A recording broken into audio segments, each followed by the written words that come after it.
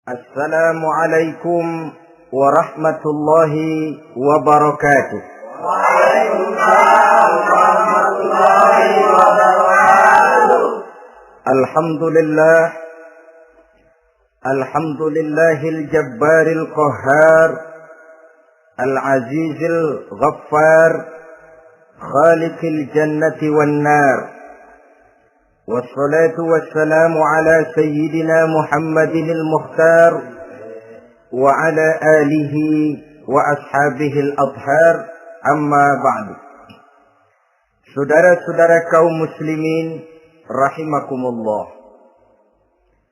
Pada pertemuan terdahulu di dalam membicarakan tentang hari kiamat, saya sudah menjelaskan bahwa setelah manusia menghadapi pengadilan Qadhi Rabbul Jalil, pada akhirnya terbagilah manusia dalam dua kelompok besar, fariqun fil jannah wa fariqun fis sa'ir. Sekelompok orang masuk ke dalam surga dan segolongan lainnya lagi masuk ke dalam neraka. Maka pada pertemuan kali ini kita akan membicarakan tentang surga dan calon-calon penghuninya. Surga dalam Al-Quran selalu disebut dengan kata-kata jannah, yang wujudnya surga itu sesungguhnya merupakan suatu tempat di akhirat nanti, yang di dalam tempat itulah Allah akan memberikan balasan berupa kenikmatan yang tiada terhingga kepada hamba-hambanya yang saleh. Yang bentuk kenikmatan itu dijelaskan Allah dalam hadis kursinya.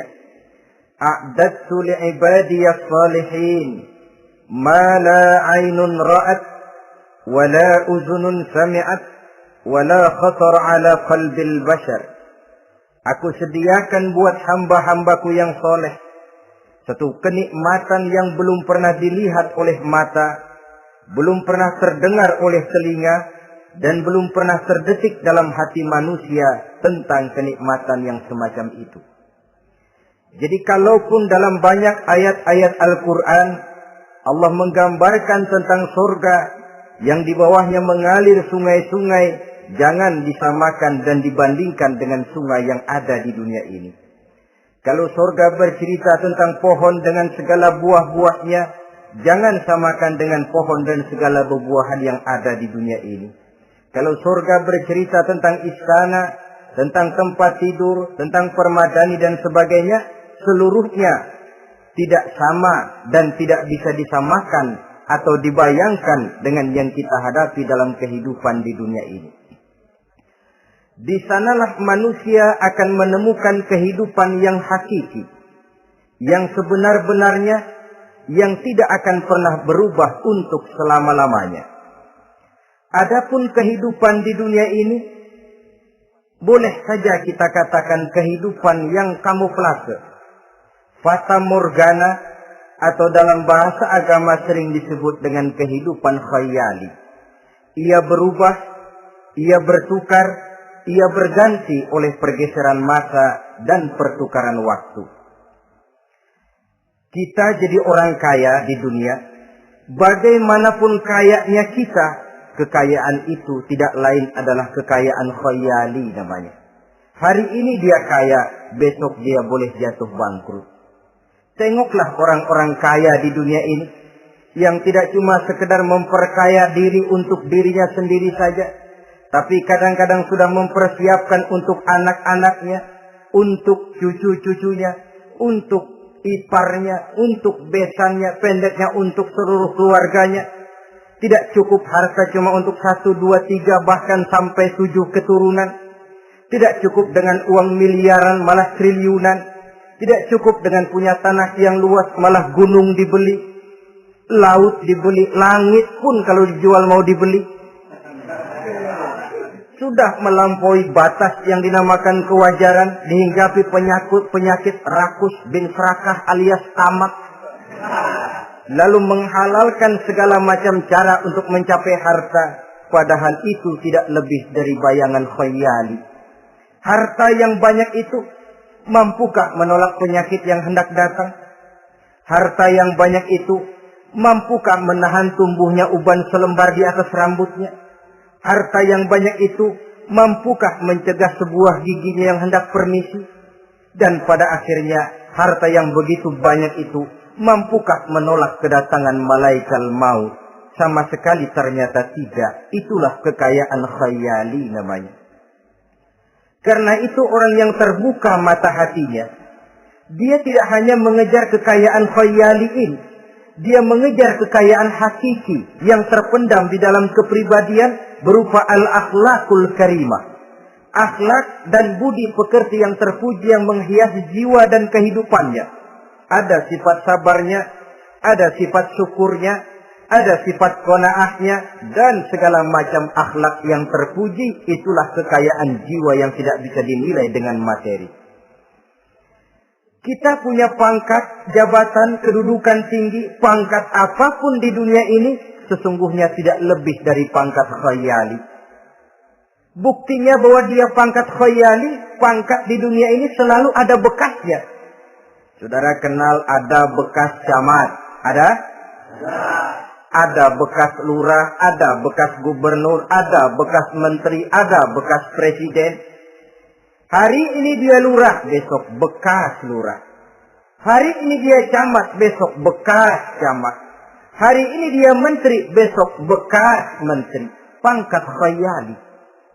Maka Quran menganjurkan jangan pangkat khayali yang kita kejar mati-matian.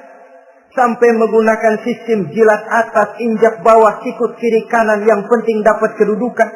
Padahal itu tidak lebih daripada pangkat khayali. Quran menganjurkan carilah pangkat hakiki. Kedudukan di sisi Allah, maqam di sisi Allah, itulah pangkat yang sebenarnya. Apa jalan ke arah sana? Quran memberikan petunjuk. Wa minal laili fatahajjad bihi nafilatan lak. Asa ayyab'asaka rabbuka maqaman mahmuda. Di keheningan malam, dikala orang tidur nyenyak, bangunlah engkau tahajud kepada Allah Tuhanmu. Pasti kalau itu kau laksanakan, Allah akan menempatkan engkau di satu tempat yang terpuji, mendapat pangkat yang hakiki dan bukan sekedar pangkat khayal. Kita berusia muda kita ini pun muda khayali. Berapa lama kita muda? Hari berubah jadi minggu, minggu bertukar menjadi bulan, bulan pergi datanglah tahun. Pergeseran masa dan pertukaran waktu membuat kita jadi berubah. Kulit yang tadinya kencang jadi lentur dan keriput. Segalanya berubah. Oleh karenanya, pada kehidupan di surga nanti, orang akan menemukan kehidupan yang hakiki, yang tidak akan pernah berubah untuk selama-lamanya. Nah, kita akan mulai dengan menjelaskan bagaimana sebenarnya keadaan surga itu. Pertama, luasnya.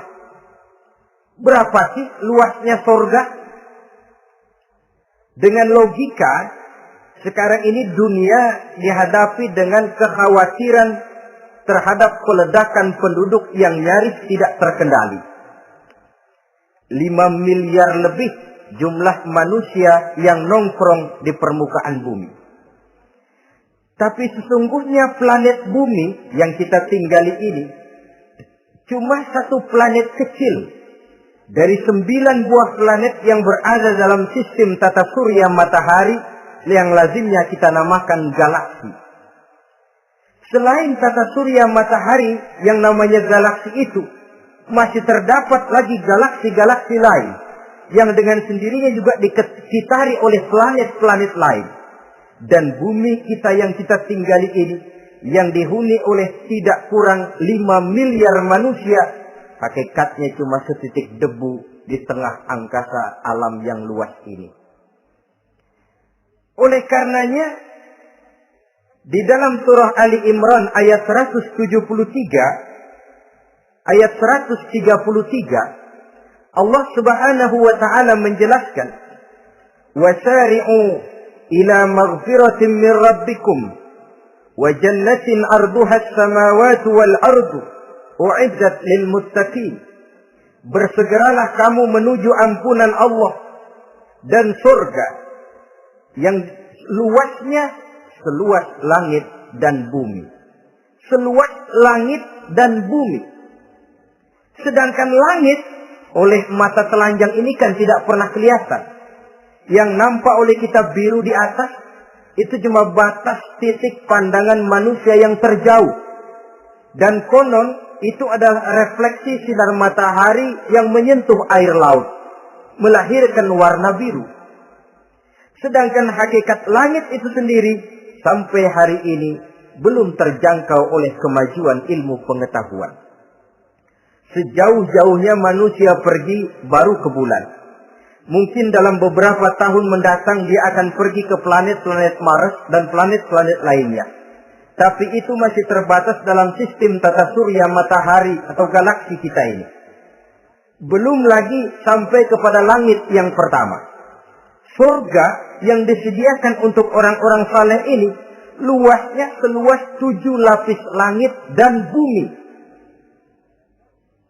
Jadi saudara tidak usah berpikir khawatir di surga nanti kehabisan kapling. Di dunia ini saja masalah tempat tinggal sekarang ini jadi masalah pelik karena memang peledakan penduduk seiring dengan perkembangan tentang lapangan kerja yang harus disiapkan, sekolah yang mesti disediakan, sarana pendidikan yang harus disiapkan, rumah sakit untuk menjaga kesehatan, dan kompleks betul masalahnya. Tetapi di surga nanti, arduhas samawati wal ard, luasnya seluas 7 lapis langit dan bumi. Satu keluasan yang hanya Allah saja yang maha tahu tentang batas-batasnya. Itu tentang luasnya surga. Lalu bagaimana keadaan di surga? Apakah ada bangunan-bangunan, taman-taman, kebun-kebun? Tentu ada. Di surga ada kebun yang tanamannya berupa tumbuh-tumbuhan dan menghasilkan buah-buahan yang buah-buahannya pun boleh dimakan oleh manusia karena tidak akan pernah ada larangan lagi dalam kehidupan di sana. Dalam surah Ar-Rahman ayat 54 misalnya kita dapati penjelasan dari Allah Subhanahu wa taala, "Wa janal jannataini dan." Begitu juga dalam surah Waqiah ayat 32 dan 33. Allah menjelaskan, "Wa fakihatin katsiratin la maqtu'atin wa la mamnu'ah." Dan di dalam surga itu terdapat buah-buahan yang sangat banyak sekali yang tidak pernah putus-putusnya, wala mamnu'ah, dan tidak dilarang untuk mengambilnya. Yang dimaksud la maqtu'ah, tidak terputus, artinya buah-buahan di surga itu begitu kita petik keluar lagi gantinya. Dipetik lagi, keluar lagi gantinya. La maqtu'ah, tidak pernah putus. Lainkan pohon di dunia ini. Ini hari kita petik, keluar lagi kapan? Musim tahun depan. Nungguin kita. La maqtu'ah, tidak pernah terputus buah-buahan itu. Wala mamnu'ah, dan tidak terlarang untuk memetiknya. Adakah pohon pisang? Pohon pisang ada. Anggur banyak. Delima pun ada. Tetapi sekali lagi, bagaimanapun hakikat buah di surga cuma sama dalam nama tapi lain dalam wujudnya. Nanti saudara pikir, di surga pisang. Di sini juga banyak kalau cuma pisang mah. Di surga anggur. Di pasar banyak anggur. Ini cuma nama yang sama. Hakikatnya tentu berbeda. Sebab kalau hakikatnya juga sama, ya nggak usah sampai ke akhirat, di sini pun cukup. Adanya nama-nama ini cuma untuk memberikan gambaran tentang buah-buah yang ranum, yang nikmat, yang lezat, dan yang digemari oleh manusia. Dan jangan heran, kalau di dunia ini biasanya pohon itu akarnya di bawah, buahnya yang di atas, maka di surga nanti terbalik pohon itu. Akarnya yang di atas, buahnya yang ke bawah. Sehingga orang nggak perlu tangga, Dan ngambil buah tinggal metik saja, nggak perlu naik, nggak perlu manjat, nggak perlu bersusah payah.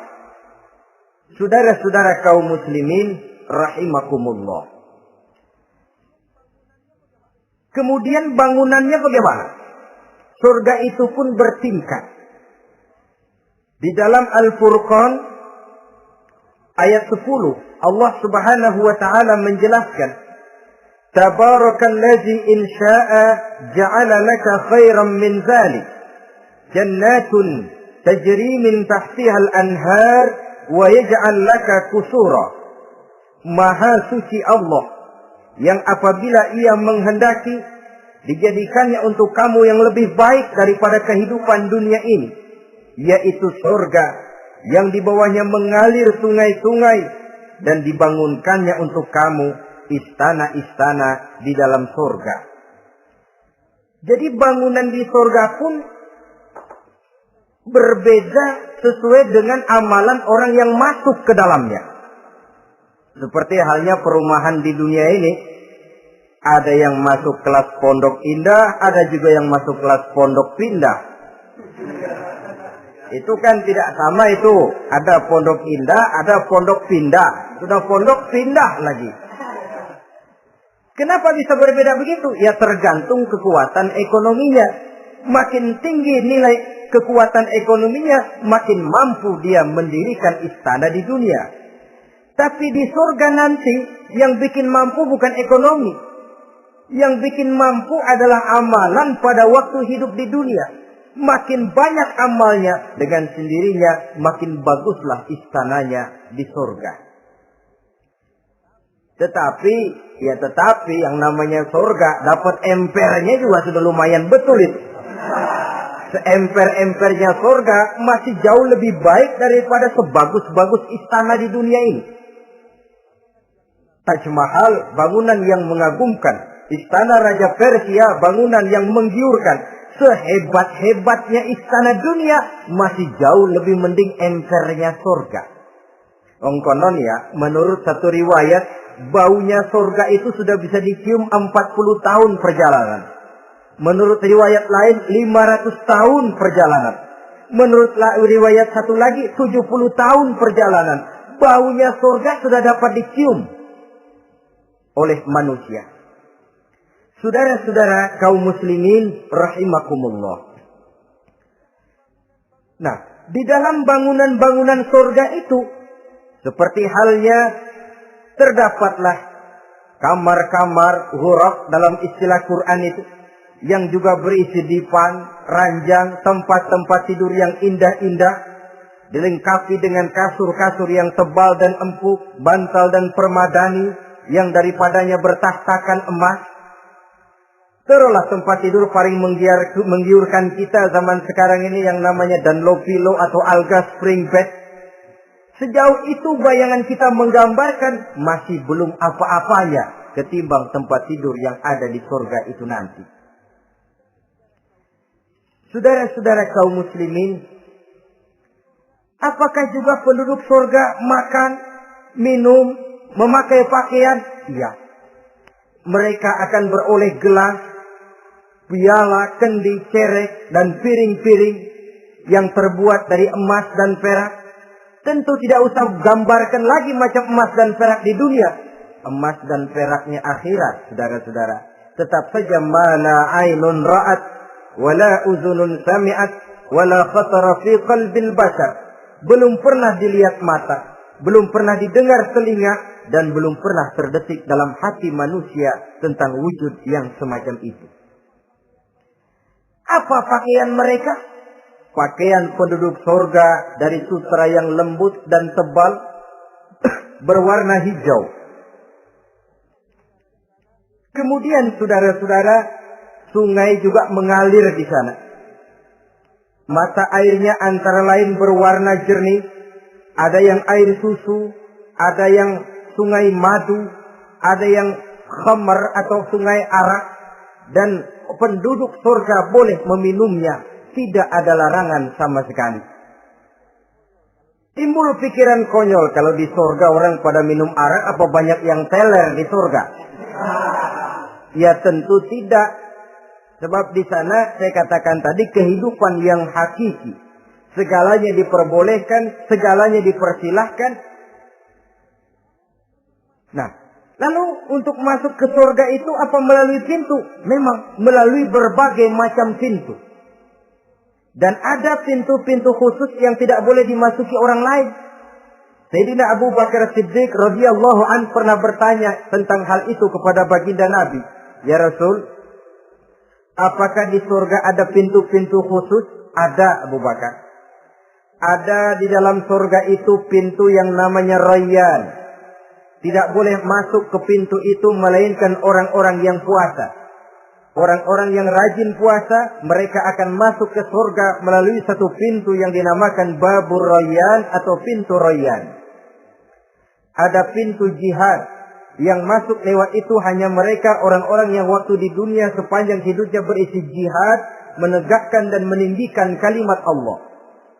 Ada babu sedekah, pintu yang hanya boleh dilewati oleh orang-orang yang rajin bersedekah, ringan tangan dalam memberikan bantuan kepada orang-orang yang memang memerlukannya.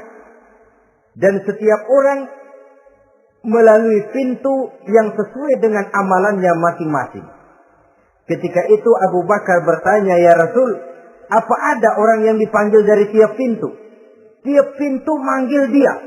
Kata Nabi, ada Abu Bakar, dan saya doakan kau masuk salah satu di antara orang yang dipanggil dari tiap pintu. Ini orang multi komplek ini. Puasa, dia ahli puasa. Soal jihad, sepanjang hidupnya dia jihad. Sedekah memang tangannya pemurah. Tahajud memang tiap malam. Sementara itu akhlaknya luhur. Tiap pintu manggil dia. Dalam hadis ada juga perempuan yang bernasib baik. Dijelaskan oleh Nabi. Iza sallatil mar'atu khamsaha. Wa shamat sahraha. Wa hafizat farjaha. Wa ata'at zawjaha. Qila laha udkhuli min ayyi abwabil jannati syi'ti. Apabila seorang perempuan, dia kerjakan sholat yang 5 waktu, dia puasa di bulan Ramadan, dia jaga kehormatan dirinya, kemudian dia taat kepada suaminya, di akhirat nanti dikatakan kepada perempuan tadi, wahai perempuan, udkhuli min ayyi abwabil jannati syi'ti. Masuklah kamu ke dalam surga dari pintu mana saja yang kamu mau. Disuruh pilih, saudara-saudara. Nah, kalau kita waktu di dunia ini tidak ada keistimewaan amal, bingung mau masuk pintu mana. Ramadan puasanya kayak gendang. Depan doang sama belakang, penutupan sama pembukaan, peserta kehormatan. Tengah-tengahnya kosong. Nanti mau masuk pintu Rayyan, ditanya, ini pintunya orang yang puasa. Kamu puasa Ramadan? Puasa juga sih. Puasa juga sih bagaimana? Iya, pembukaan mau penutupan. Tengahnya kosong. Nggak bisa lewat pintu sini. Cari pintu lain saja. Mau masuk kita lewat pintu jihad. Ditanya lagi, kamu lewat sini apa merasa pernah berjuang membela agama waktu di dunia? Mau lewat pintu sholat, apa kau termasuk orang yang konsekuen menjaga sholat? Bersyukurlah kita kalau tiap pintu memanggil. Kalau tidak, adalah salah satu amal kita yang menunjukkan keistimewaan kita. Karena itu beramal nggak perlu banyak. Yang penting rutinnya, istiqomahnya. Ahabbul a'mali indallah adwamuha wa in qalla. Amalan yang paling dicintai Allah yang dikerjakan secara tuntas walaupun tidak banyak. Saudara baca ayat Quran nggak banyak, satu malam cuma 3 ayat, tapi rutin tiap malam 3 ayat, tiap malam 3 ayat. Itu lebih dicintai Allah daripada sekali ngaji 1 juz, terus 3 bulan prek nggak ngaji-ngaji. Lebih baik yang sedikit-sedikit ini tapi rutin, dia akan menjelma menjadi amalan yang banyak daripada sekalinya banyak lalu ke belakangnya malah tidak ada sama sekali. Hendaknya ada amalan-amalan kita yang menunjukkan keistimewaan dan kelak akan menjadi pintu yang kita tempuh di surga nanti. Apabila kita sudah melalui pintu-pintu surga itu dan tinggal di dalamnya, dengan pakaian, dengan perhiasan, dengan makanan dan minuman sebagai yang saya sebutkan tadi, maka kita pun dalam kehidupan di sana akan dilayani oleh pelayan-pelayan muda. Yatufu alaihim wildanun mukhalladun. Pelayan-pelayan yang muda itu keliling melayani apa keperluannya. Dan tidak pernah tua pelayan itu. Sebagaimana kita pun tidak akan pernah tua. Pendeknya sudah jadi king of king di surga ini. Jadi raja di raja. Fasilitas serba cukup. Apa yang kita mau tersedia. Tidak ada larangan dan pelayan seperlunya diberikan kepada kita. Nah, bagaimana keadaan penduduk surga? Dari Imam Turmuzi dijelaskan satu hadis, berkata Hasan al-Basri, ahlul jannati kulluhum abna'u salasa wa salasin sana. Mereka rata-rata orang-orang muda penduduk surga itu. Umurnya tidak lebih 33. Ya, muda-mudanya, cakep-cakepnya, ganteng-gantengnya. Pantas kalau satu hari ada perempuan tua menghadap Rasul. Ya Rasul, saya ahli ibadah. Saya beriman kepada Allah. Saya cinta kepada Islam. Apakah saya akan masuk surga ya Rasul? Nabi senyum. Enggak bu, nenek-nenek enggak masuk surga. Itu perempuan nangis sejadi-jadinya. Ya Rasul, kalau gitu sia-sia tahajud saya. Sia-sia puasa saya. Sia-sia segala macam ibadah saya. Nenek-nenek enggak masuk surga ya Rasul. Sayang benar segalanya ini. Rasul kemudian menghampiri perempuan tadi. Bu, kalau yang ibu bilang itu benar, ibu masuk surga. Cuman di sana ibu balik muda lagi. Kulit nggak kempot kayak begitu. Rambut nggak putih macam begitu. Ibu nanti di surga bakal jadi muda lagi. Salasa wa salasin. Umur 33 tahun. Rata-rata seluruh penduduk surga umurnya begitu. Tidak ada yang tua, tidak ada yang anak-anak, tidak ada yang remaja, rata-rata segitu. Nah, lalu bagaimana? Di surga hati mereka menjadi satu. Di antara sesama penduduk surga.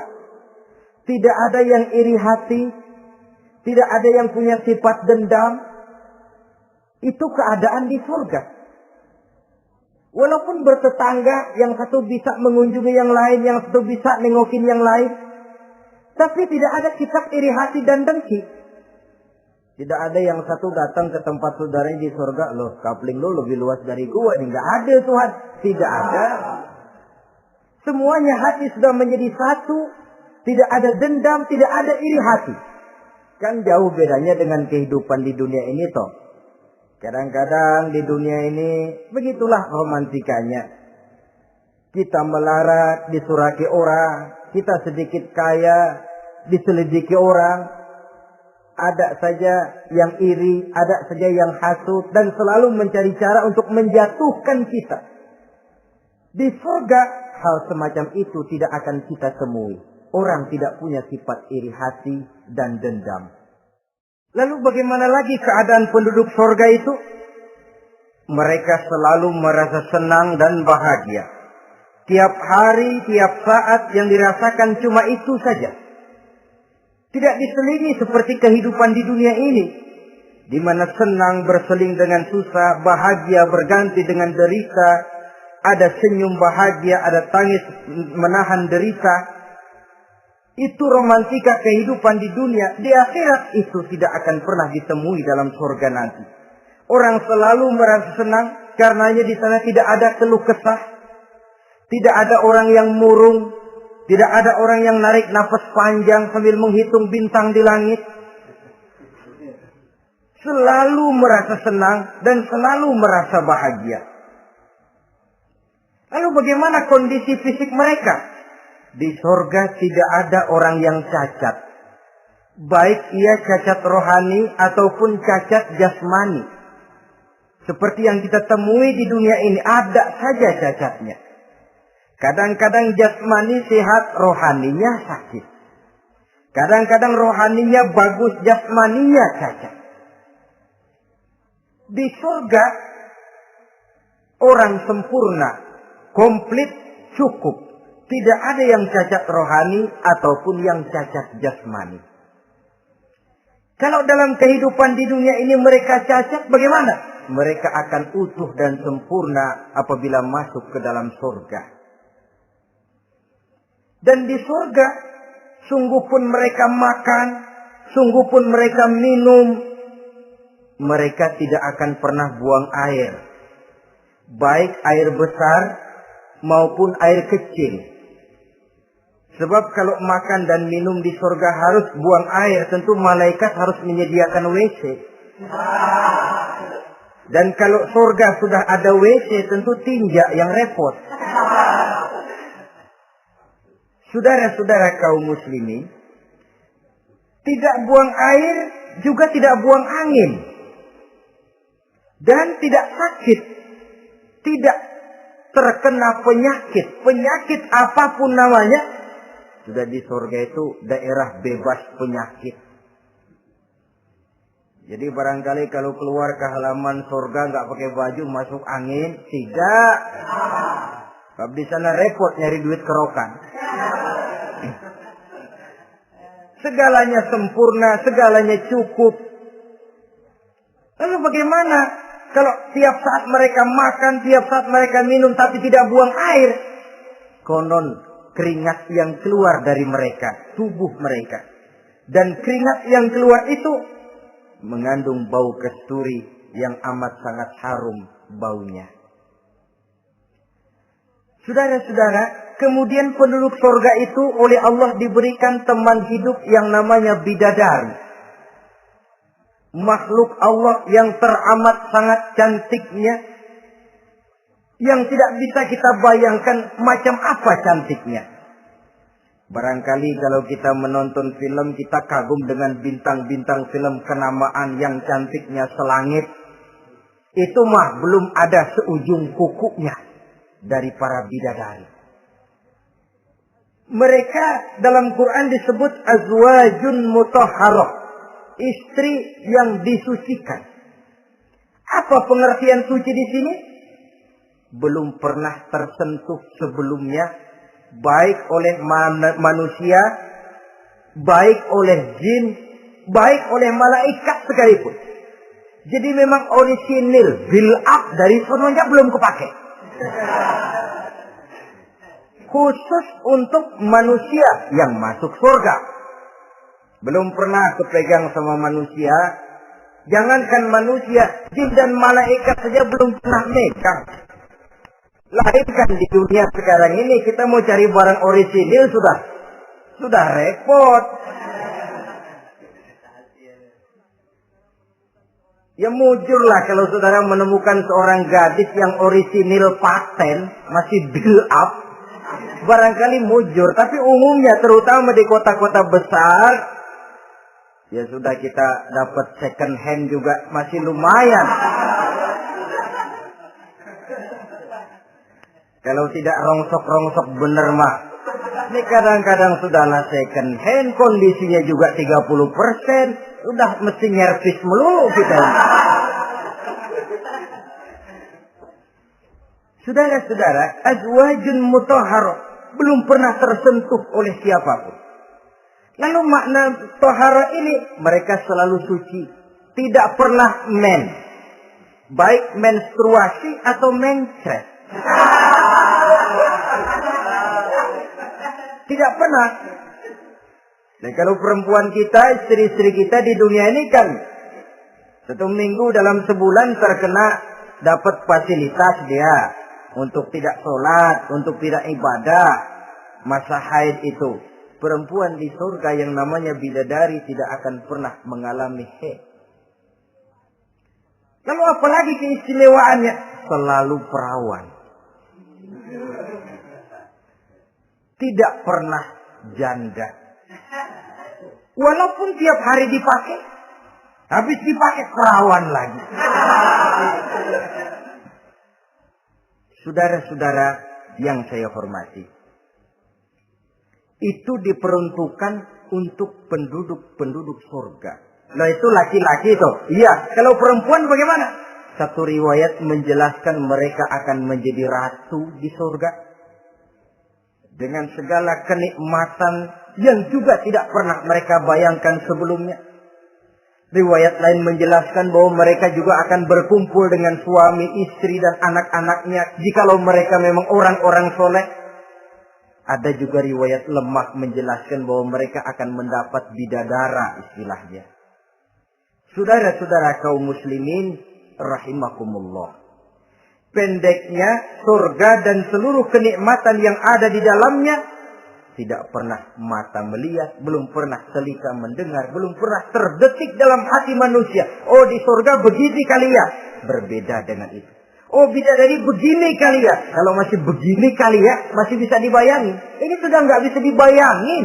Jadi nggak usah begini ya begitu ya. Saudara-saudara, apabila orang sudah masuk ke dalam surga, bertemu dengan sesama teman waktu di dunia, surah At-Tur menjelaskan ayat 25-26, wa aqbala ba'dhum 'ala ba'di yatasaalun qalu inna kunna qablu fi ahlina musyrikin famanna Allahu 'alaina wa waqana 'adzabas samum. Apabila mereka telah masuk ke dalam surga, sebagian yang lain berkunjung kepada sebagian yang lain.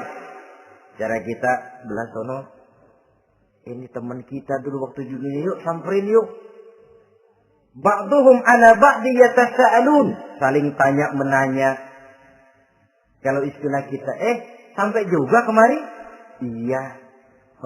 Saya waktu di dunia dulu sebenarnya sudah khawatir takut mendapat azabnya Allah, tapi Allah memberikan karunia kepada saya diselamatkan dari azab, dari mara bahaya neraka, sampailah saya ke dalam surga ini. Alhamdulillah. Bagaimana kabarnya ente?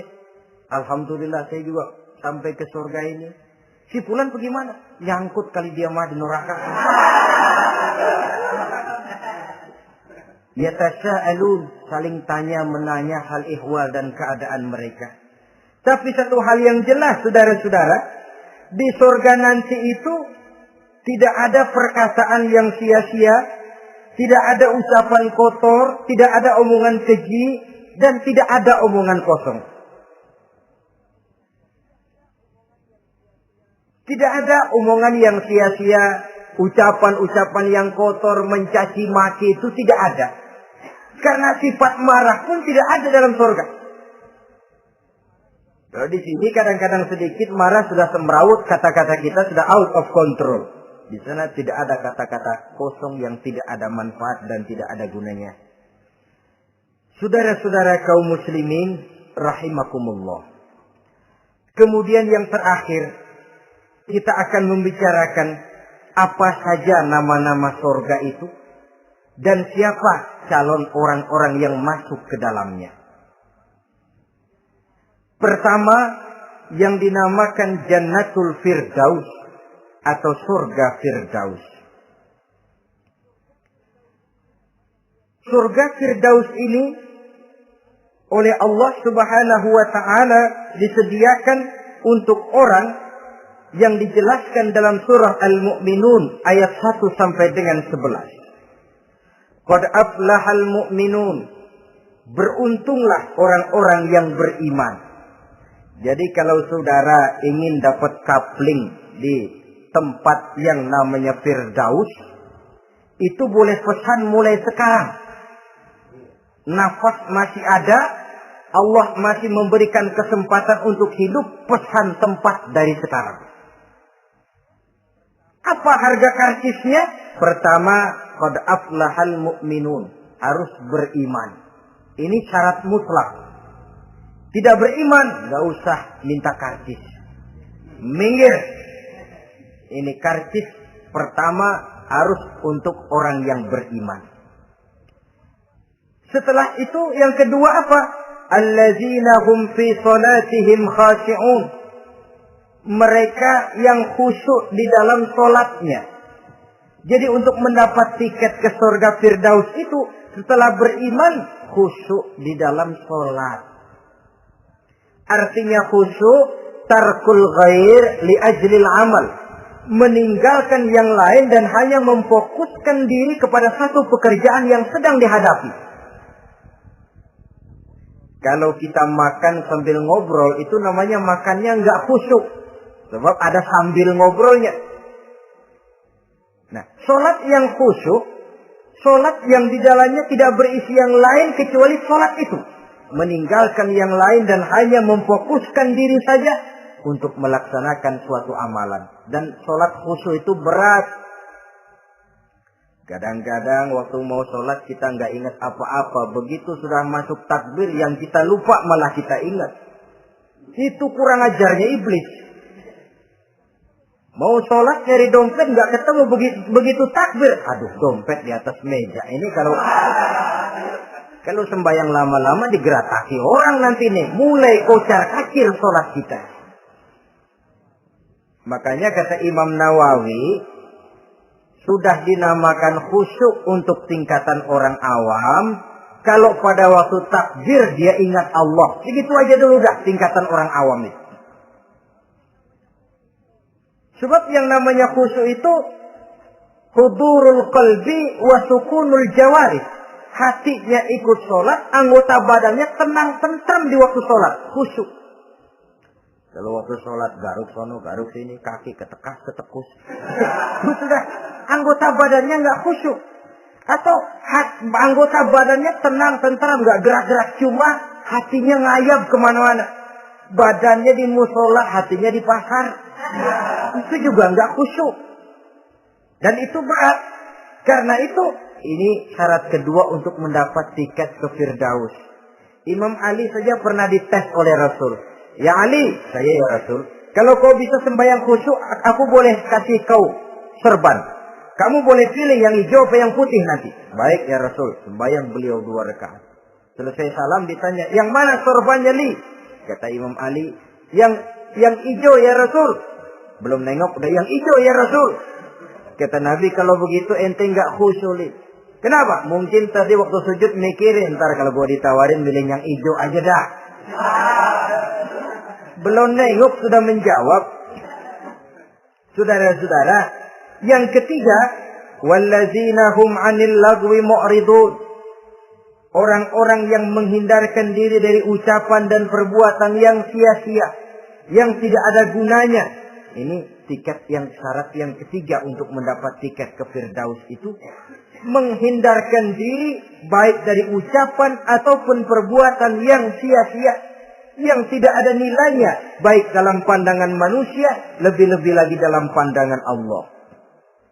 Yang keempat, wallazina hum lizzakati fa'ilun. Mereka yang aktif membayar zakat.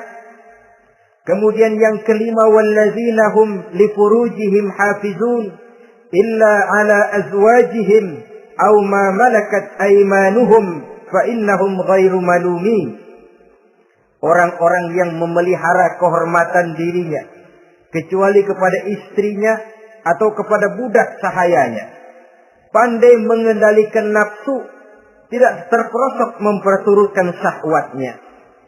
Yang keenam, wallazina hum li amanatihim wa ahdihim ra'un. Orang yang pandai menjaga amanah dan pandai menepati janji. Saudara-saudara, kalau janji ditepati, sebab janji adalah hutang. Yang ketujuh, wallazina hum ala sholawatihim yuhafizun. Mereka juga selalu memelihara, tidak cuma sekedar khusyuk, tapi memelihara sholat dengan baik.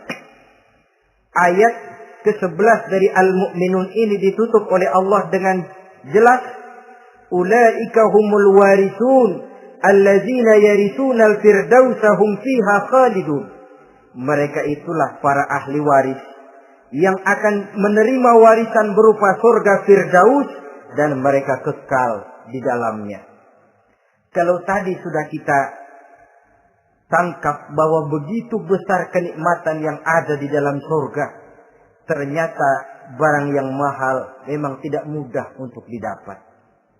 Saudara-saudara, inilah surga Firdaus. Adapun yang kedua, nama surga itu disebut dalam Quran Jannatu Adnin. Surga Aden. Untuk siapa mereka? Dalam surah Ar-Ra'd ayat 22 dan 23 Allah menjelaskan, wallazina sabaru ibtigha'a wajhi rabbihim wa aqamus shalah wa anfaqu mimma razaqnahum sirran wa alaniyah wa yadra'una bil hasanati sayyi'ata ulaika lahum uqbad dar jannatu adnin yadkhulunaha. Dan orang-orang yang sabar, wallazina sabaru, orang-orang yang sabar. Sabar dalam apa? Ibtigha'a wajhi rabbihim, dalam menuntut keridhaan Allah. Sabar dalam mencari keridhaan Allah. Sujud mencari keridhaan Allah, sabar. Puasa mencari keridhaan Allah, sabar. Melaksanakan segala macam ibadah untuk mencari keridhaan Allah, sabar. Ini syarat untuk mendapat tiket ke surga Aden nanti. Jannatu Adnin. Sabar dalam mencari ridho Allah. Apalagi di zaman sekarang katanya persaingan hidup makin tajam, lapangan kerja makin sulit, mental hipokrit makin merajalela, golongan munafik alias bunglon ada di mana-mana. Kalau nemplok di daun kuning warnanya kuning, hingga di daun hijau dia jadi hijau, nempel di dahan coklat jadi coklat. Menjilat ke sana kemari. Bukan untuk mendapat ridho Allah kadang, tapi untuk mendapat ridho atasannya, mendapat restu atasannya. Ini kan realita dalam kehidupan. Saudara-saudara, mencari muka. Padahal seorang muslim ibtigha'a wajhi rabbihim, sabar dalam mencari ridho Allah. Lalu wa aqamus shalah, mereka mendirikan salat. Di sini hanya pengertian umum, mendirikan salat. Kalau dalam Firdaus tadi ditegaskan tidak cuma sekedar mendirikan, tapi juga khusyuk dan memelihara. Ini mendirikan, saudara-saudara. Maaf, ada orang yang mengerjakan sholat, ada orang yang mendirikan sholat. Apa bedanya itu? Kalau mengerjakan sholat cuma sekedar gugur kewajiban. Pokoknya gugur kewajiban beres. Kadang-kadang pulang sembahyang Jumat nyabet sendal. Enggak sembahyang dia. Sembahyang. Kok nyolong sendal pulangnya? Itu baru ngerjain sholat. Belum mendirikan sholat. Kalau mendirikan sholat, selesai sholat, ajaran sholat diterjemahkan dalam kehidupan. Itu mendirikan namanya. Ada istimror, kontinuitas alias kesinambungan. Selesai sholat, akhlak sholat, ajaran sholat diterjemahkan di luar sholat. Itu makna aqamus sholat. Apalagi syarat yang ketiga untuk mendapat tiket ke surga Aden ini? Wa anfaqu mimma razaqnahum sirran wa alaniyah. Menginfakkan, membelanjakan di jalan Allah rezeki yang diberikan kepada mereka, baik terang-terangan maupun sembunyi-sembunyi. Maka sedekah itu terang-terangan baik, sembunyi-sembunyi juga baik kalau niatnya ikhlas karena Allah. Terang-terangan baik. Kenapa? Untuk merangsang orang lain supaya berbuat seperti kita. Bukan untuk dipuji, bukan untuk mendapat ria. Saudara-saudara, saya yang miskin nyumbang 100.000. Saudara berapa yang kaya? Ini boleh untuk merangsang orang lain. Tapi kalau untuk ria, itu tentu dilarang oleh agama. Terang-terangan boleh. Sembunyi juga boleh. Bahkan itu yang dianjurkan oleh Nabi. Tangan kiri tidak tahu apa yang diberikan oleh tangan kanannya. Saudara-saudara, lalu yang keempat, wa yadra'una bil hasanati sayyi'ata. Mereka menolak kejahatan dengan kebaikan. Dia hanya tidak berteriak-teriak tentang kemiskinan, tapi melakukan usaha bagaimana mengatasi kemiskinan. Dia tidak hanya berteriak dengan mengemukakan berbagai macam kemunkaran, tapi mengimbanginya dengan menanamkan segala macam kebajikan. Seperti sekarang ini tuh. Air saja kalau cuma dibendung tapi tidak disalurkan kan ngebludak, jebol bendungan. Kita cuma teriak anak-anak muda dihantam oleh kebudayaan barat yang merusak moral. Tapi mana kebudayaan Islam kita? Gak pernah kita timbulkan. Musuh kita adalah kemiskinan dan kebodohan, jelas. Tapi apa langkah ekonomi yang kita lakukan untuk mengatasi kemiskinan? Dan bagaimana upaya kita meningkatkan mutu pendidikan? Kadang-kadang yang mutunya baik, mahalnya nggak kejangkau oleh lapisan rakyat yang di bawah, menengah ke bawah ini. Itu yang jadi problem. Orang yang mendapat tiket ke surga Adnan ini, mereka menolak kejahatan dengan mengimbanginya, melakukan kebajikan. Tidak cuma teori, tidak cuma propaganda, tapi ada langkah konkret bahwa untuk membentengi kemaksiatan harus diperbanyak munkar. Untuk mengimbangi segala macam perbuatan durjana harus dikembangkan majelis taklim pesantren, menghidupkan akhlak Islamiyah dalam kehidupan sehari-hari. Wa yadra'una bil hasanati sayyi'ah. Orang semacam itulah yang akan mendapat tiket ke surga Aden atau Jannatu Adnin nanti. 2. Adapun surga yang ketiga dinamakan Jannatun Naim. Surga Naim.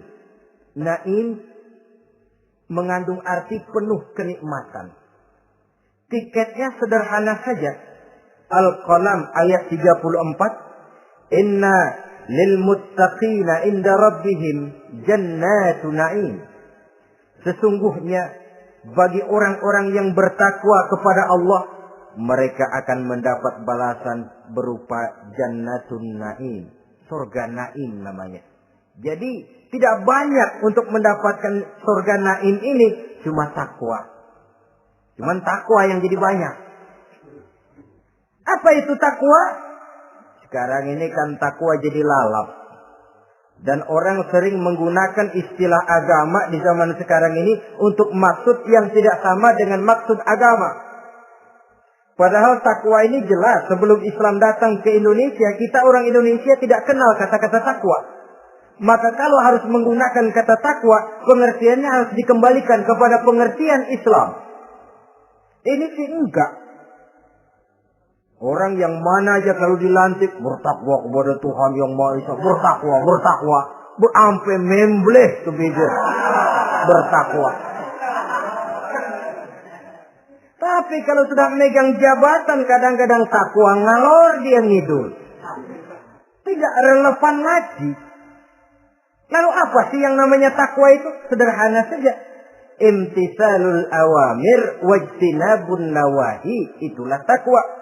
Melaksanakan segala yang diperintah, menjauhi yang dilarang, itu takwa. Menjalankan perintah dengan meninggalkan larangan, apa bedanya? Kalau melaksanakan perintah boleh sesuai dengan kemampuan, tapi menjauhi larangan mutlak. Laksanakan perintah Allah sesuai dengan kemampuanmu, tapi tinggalkan larangan Allah mutlak. Mampu tidak mampu, tinggalkan. Enak kalau ada perintah, jauhi larangan Allah semampu kamu. Ya enak, tinggal kita milih. Saya belum mampu ninggal teler itu. Lezat itu, belum mampu. Yang boleh semampu kita melaksanakan perintah. Sholat semampu kita.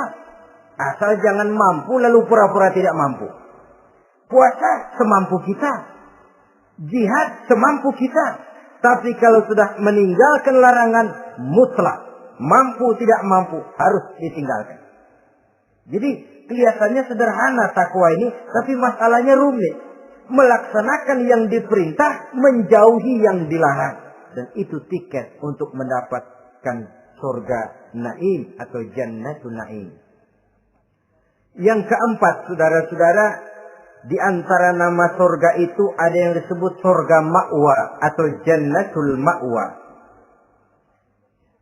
Apa tiket untuk sampai ke sana? Surah An-Nazi'at ayat 40 dan 41. Wa amma man khafa maqama rabbih wa naha an-nafsa 'anil hawa fa innal jannata hiyal ma'wa.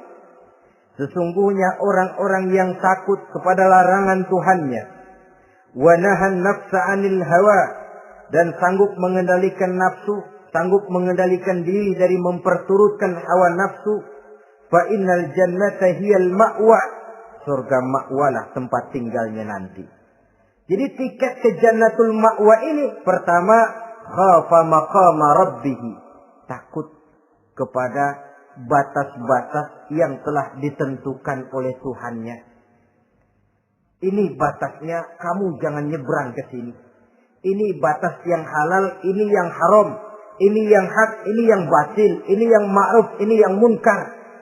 Orang yang ingin mendapat tiket ke ma'wa, dia takut batas-batas itu.